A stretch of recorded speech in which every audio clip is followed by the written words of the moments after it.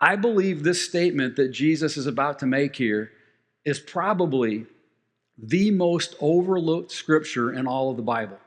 I think if it's not the most important scripture in the whole Bible, I think it's got to be the top two of the most important statements in our New Testament. And what's crazy is most of us don't have it memorized. For some crazy reason, this statement that is so important, most of us, we don't have it memorized. It's not one of those top 10 verses. But I'm telling you, it should be.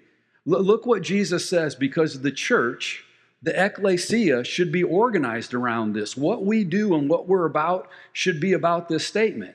And if the church was about this, it would look better. It would feel better. It would be more forward thinking. It would be more inclusive. It would be, most importantly, what Jesus wants. It says, then Jesus came to them and said, all authority in heaven and on earth has been given to me. I want you to let that sink in for a second. Jesus said, all authority in heaven and on earth has been given to me. And you know what that means? Exactly what it says. All authority in heaven and on earth has been given to me. Jesus is saying, God gave me all authority. I am in charge. When I speak, I'm speaking for him. And Jesus said, God's given me all authority. And here's the deal.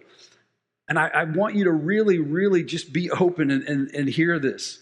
We can't reduce this to just another statement in the Bible. We can't reduce this to just another passage, another verse in Scripture, because Jesus said this 300 plus years before the Bible was even assembled.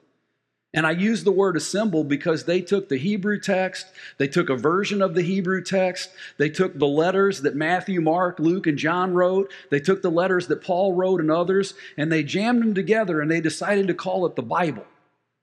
And I don't know if you're familiar with this, but the Bible simply means the books. It doesn't have this, it's the books.